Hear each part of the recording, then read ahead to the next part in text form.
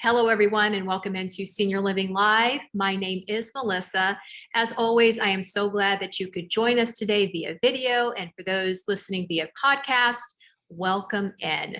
Today, we are talking about one way you can keep your mind sharp as you age, and that is continuing education.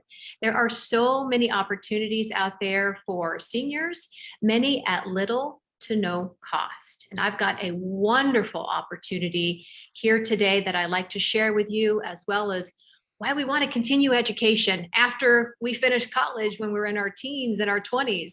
I've got Stephanie Tarpley with me from Ollie at Emory University and Continuing Education. Stephanie, how are you today? I'm great. Thank you for having me. Excellent. Tell us a little bit about your background. So I'm a gerontologist. So I have studied the social, cultural, psychological, cognitive, and biological aspects of aging. I have also worked and managed care in the past, but for the last 4 years, I've worked with the Ollie program at Emory University.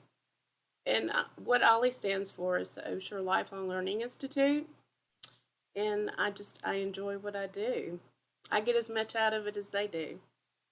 Yeah, and you and I had a nice conversation a few days ago about this program. And, I live in Atlanta as well. And this is really for anybody from around the country who's watching in terms of our conversation today. But Emory, where we are talking about this particular program, is in Atlanta. And I had not really heard about this, but I got very excited to hear about all the offerings. And I hope that by the end of our conversation, our viewers will be excited about it as well. So let's start with our broader topic. Stephanie, why is continuing education important, especially for seniors? So, growth and learning doesn't stop at retirement or at retirement age. Your brain responds according to the activities that you expose yourself to. And our life has different stages as we retire. Um, so you once had coworkers that were around you and you engaged with. So it's important to keep your social aspects of life going. And continuing education does that. You continue to stimulate your mind, and that's very important. Yeah, so when we talk about that, in not going into too much of a deep dive here, but when it comes to cognitive function, which can be problematic for some of us as we continue to age, even from your 40s and your 50s, and as you continue on 60s, 70s, 80s, how can something like continuing to learn, or something like language learning or classes help or improve those particular abilities? So the human brain is, it's a novelty-seeking machine. And so studies have shown that foreign language can improve your brain's functionality. The language learning process challenges your brain, and you recognize words, you negotiate the meaning of those words, and you communicate in an entirely different language system. So that skill translates into other problem-solving areas. There has been studies done that have shown that learning a new language does seem to help with overall decision making, because what your brain does is it allows you to think out a problem in more than one language. So that's part of it and there are studies that show that it helps fend off some of those Alzheimer's and dementia.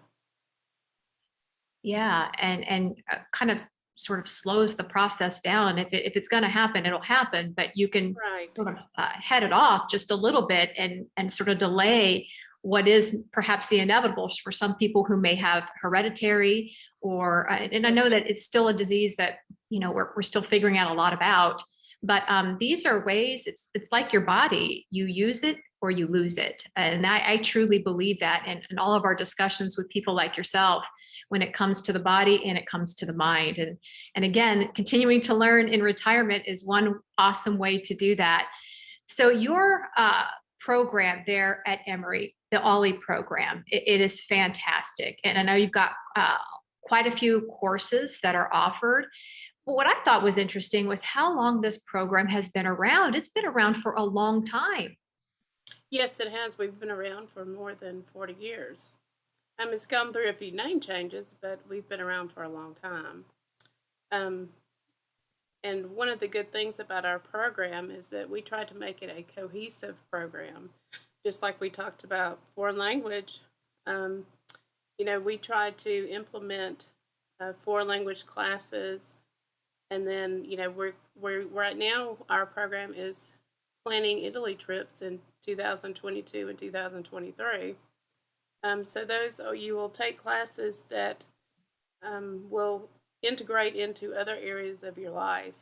And, travel is one of the great aspects of retirement. It sure is. And I know that that's sort of been something that many of us have had to kind of stop doing because of COVID. So it is great that you're looking ahead to give everybody something to look forward to. And speaking of COVID, I think this is a good way to transition into this conversation. This used to be really kind of an in-person learning situation at Emory, but due to COVID, enrollment has sort of opened up everybody. So how have you all been able to pivot with the times, and how can someone who's maybe in Texas or in California enroll right now? So, yes, of March of 2020, all of our lives changed, but we went into quickly adapted to having courses via Zoom.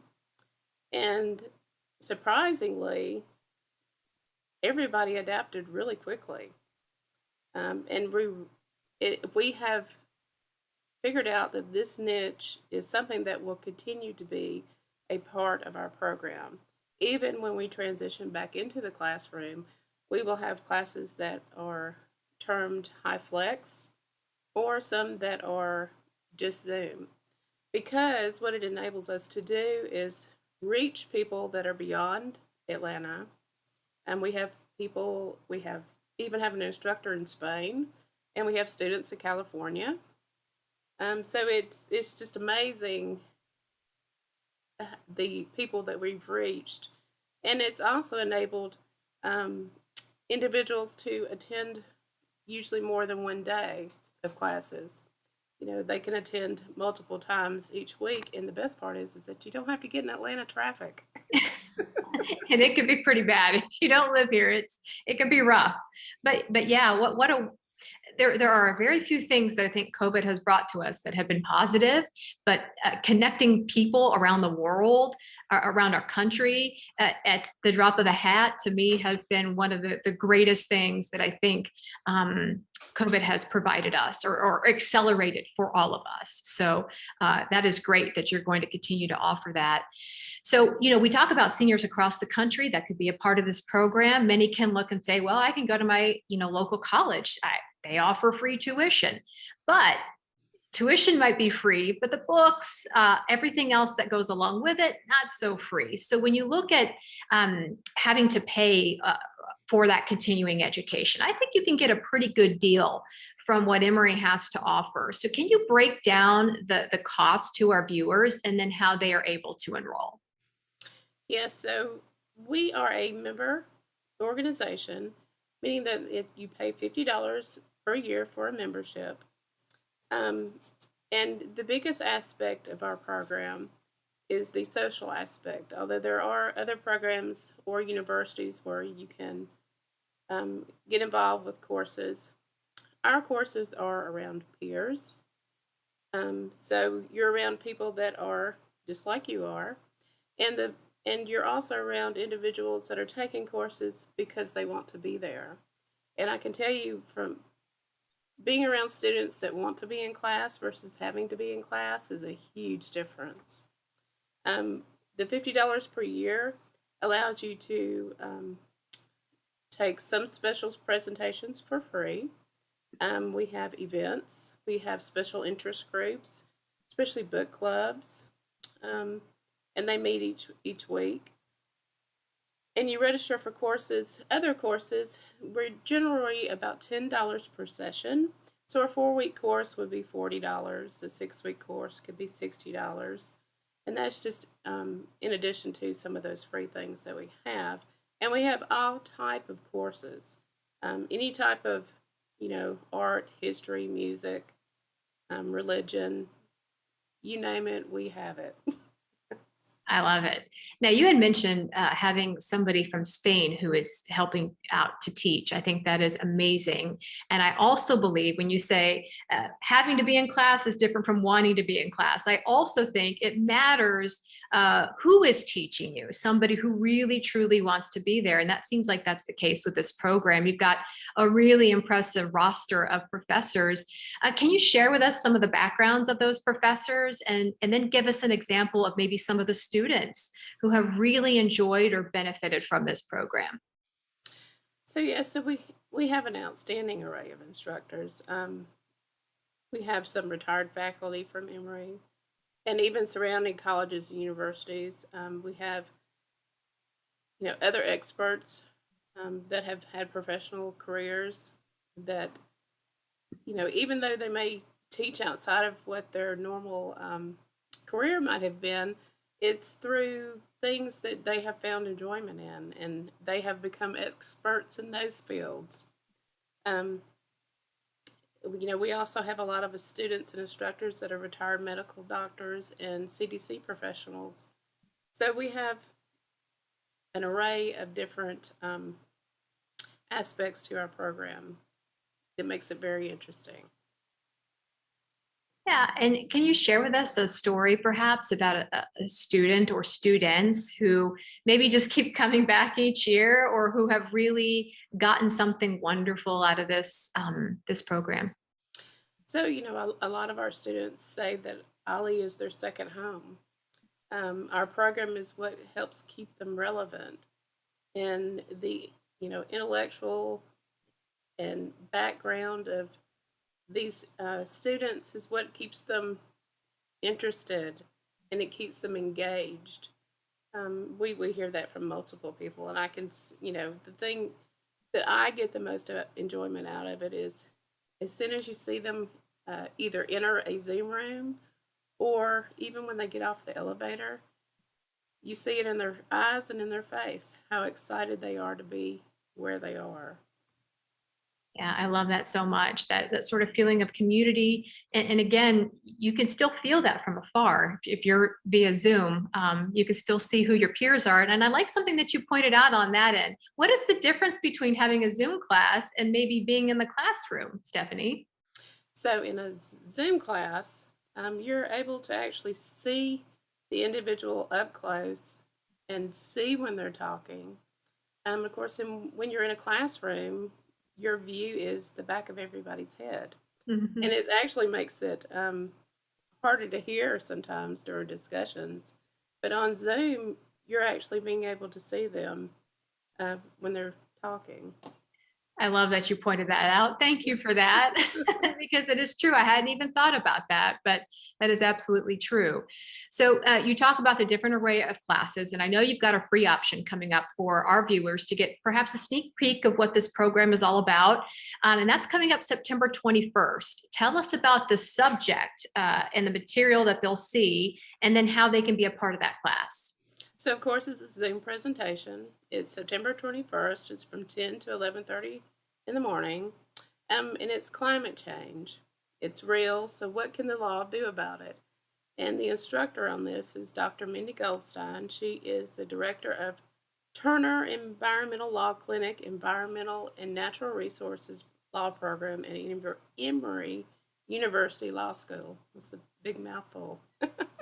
It is, but yeah, it just goes to show again that the people that are teaching these classes. I mean, you have really knowledgeable individuals who know their stuff that are hoping that you can learn some of your stuff through their knowledge in the classroom. I think that is just fantastic. Yes, and So I think that, some of the things too that, it may be an area that you never thought that would interest you, but when you see another perspective, uh, you really learn and grow and you research more on it, and it kind of opens our minds. And you had mentioned an opera class, and that brought me back to my college days. I took an opera class. It's totally not even relevant to the subject material I needed to go to school for, but I took it as an elective and I really enjoyed it. Yes, we have opera classes, and we also do virtual operas lately. In January, we have a opera that we will be going to. So it's interesting. Yeah, I love it so much. Well, as we wind down this interview, once again, tell our audience how they can go about finding out more information, not only about enrollment, but about the program. And then one more reason why seniors should consider continuing education in retirement. So you can, of course, find us at our website. Our website is Ollie, which is OLLI, .emory.edu, and our email is olli@emory.edu.